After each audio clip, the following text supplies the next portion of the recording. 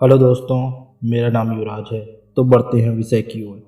आज की इस भाग दौड़ भरी जिंदगी में लोगों के पास वक्त नहीं है। सब लोग अपने स्वार्थ के पीछे भाग रहे हैं। आज लोग वादा तो करते हैं, पर कुछ ही है जो अपना वादा पूरा करते हैं और अपना वादा पूरा करने के लिए इस कायनात से भी लड़ जाते हैं। उनके लिए ज़िंदगी और मौत कोई मायने नहीं रखती। ऐसी ही कहानी है अवंतिका जी की। आगे की कहानी मैं उन्हीं के पॉइंट ऑफ व्यू से बताऊंगा। यह घटना बहुत पुरानी नहीं है। यह घटना आज से लगभग 1 से 1.5 साल पहले की होगी, जब हमारे देश में कोरोना की दूसरी लहर चल रही थी। यह वही दौर था जब हम इंसानियत को मरते हुए देख रहे थे, जब हम अपनों से अलग हो रहे थे। कोरोना की दूसरी लहर थी।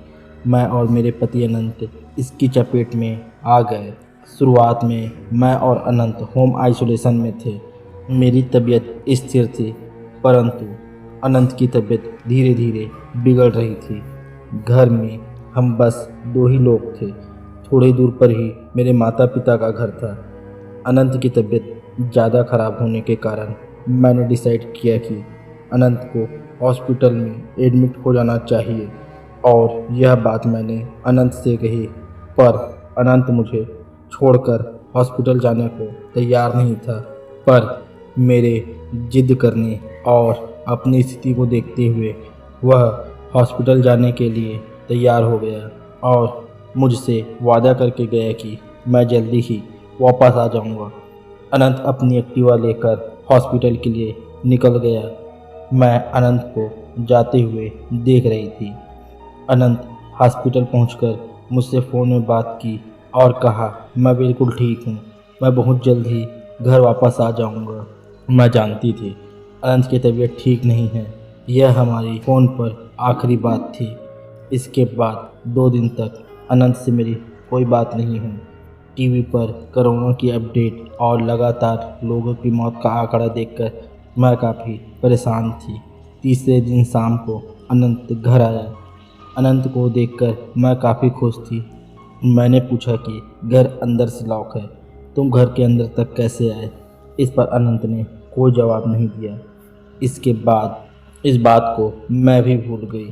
अनंत ने मुझसे कहा, मैं घर आ गया हूँ अवंतिका, अब देखना तुम बहुत जल्दी ठीक हो जाओगी। अनंत के केयर और प्यार के कारण मैं काफ़ी जल्दी रिकवर करने लगी और जल्द ही ठीक हो गई और मेरा क्वारंटाइन भी ख़त्म हो गया। इसके बाद मैंने अपने पिता को फ़ोन किया कि मैं ठीक हो गई हूँ पापा, और अनंत भी ठीक होकर हॉस्पिटल से वापस आ गए हैं। मेरे पिता ने कहा, यह तो अच्छा है बेटा कि तुम ठीक हो गई हो, पर तुमने अभी अनंत के बारे में क्या कहा? फिर मैंने कहा, पापा अनंत घर आ गए हैं। इसके बाद मेरे पिताजी ने कहा, मैं तुम्हारी माँ को लेकर तुमसे मिलने आ रहा हूँ। 10 मिनट में ही मेरे माता और पिता मेरे घर आ गए। मैंने उन्हें बिठाया और कहा, अनंत बाहर आ जाओ, देखो मम्मी पापा हमसे मिलने आए हैं। पर कमरे से अनंत का कोई जवाब नहीं आया।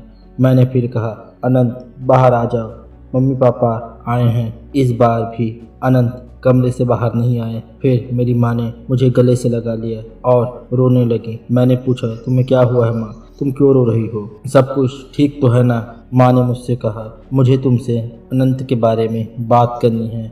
मैंने कहा, हाँ माँ बताइए। माँ ने मुझसे कहा, अनंत जिस दिन हॉस्पिटल गया था उसके दूसरे दिन ही अनंत की मौत हो गई थी, पर हमने तुम्हें कुछ नहीं बताया क्योंकि हमें डर था कि इस बात को सुनकर तुम्हारी तबीयत ज़्यादा ख़राब ना हो जाए।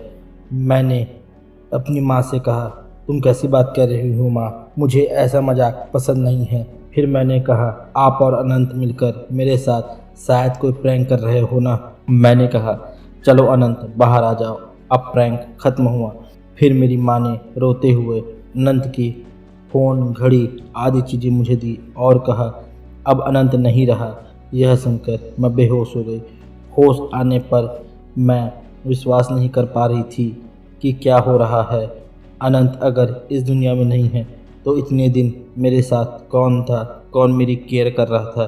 कौन मुझे सहारा दे रहा था? जब इस बारे में गंभीरता से सोचा तो मुझे समझ आया कि वह अनंत की आत्मा थी जो अपना वादा पूरा करने आई थी। इसे लोग मेरा भ्रम मानते हैं, पर मैं जानती हूँ कि सच क्या है। धन्यवाद मित्रों, इस चैनल को लाइक शेयर सब्सक्राइब जरूर करें। मिलते हैं ऐसे किसी और कहानी के साथ।